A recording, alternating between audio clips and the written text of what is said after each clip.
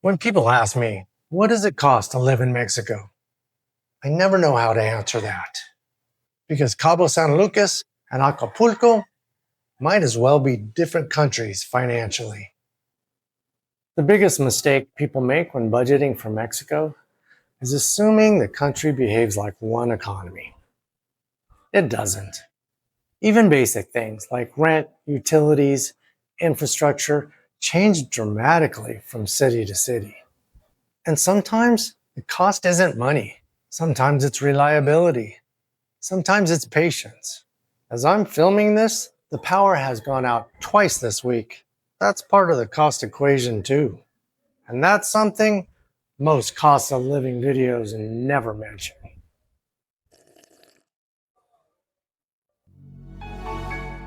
One of the biggest illusions people have about living in Mexico is housing. They assume there's a single price. There isn't. In Mazatlan, I rented a small house in a local neighborhood for 4,000 pesos. A friend of mine had a luxury condo overlooking the bay for 20,000. Same city, 5 times the price. That difference tells you something important. Mexico doesn't have one housing market. It has dozens of micro markets. And that pattern repeats everywhere. Cabo San Lucas is one of the most expensive beach cities in Mexico.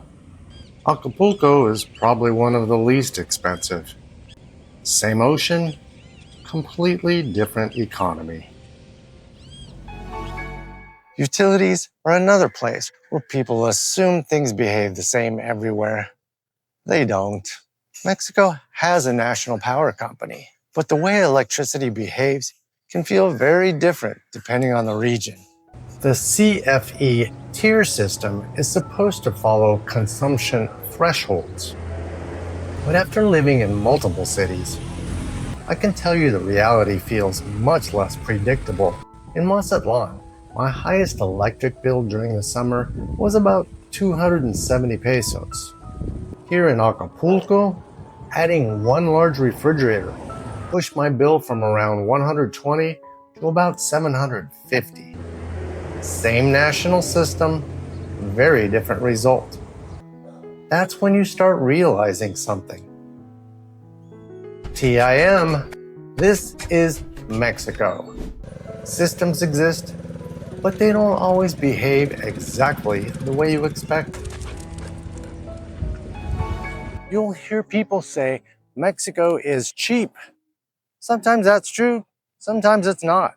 Because Mexico actually operates under 2 very different economies: tourism pricing and local pricing. Cities like Puerto Vallarta, Cancun, and Cabo San Lucas operate almost entirely on international tourism. That changes the price of everything. Haircuts, taxis, restaurants, housing. The costs don't stay inside the tourist zones either. They slowly expand outward. And before long, even the local neighborhoods feel it. That's why I always tell people, if you move to Mexico, live in a local neighborhood. Not because it's cheaper, because you actually experience the country. You'll need more Spanish, but it's worth it. I've lived in 14 different cities in Mexico, from small towns to major tourist destinations. And the differences are enormous. Infrastructure, utilities, police behavior, tourism pressure, even the reliability of things like internet and power. Every city behaves differently.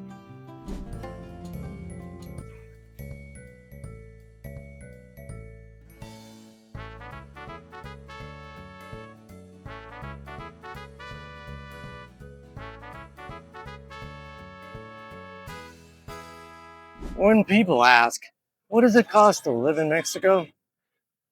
The honest answer is, that depends entirely on which Mexico you choose. Buenos días.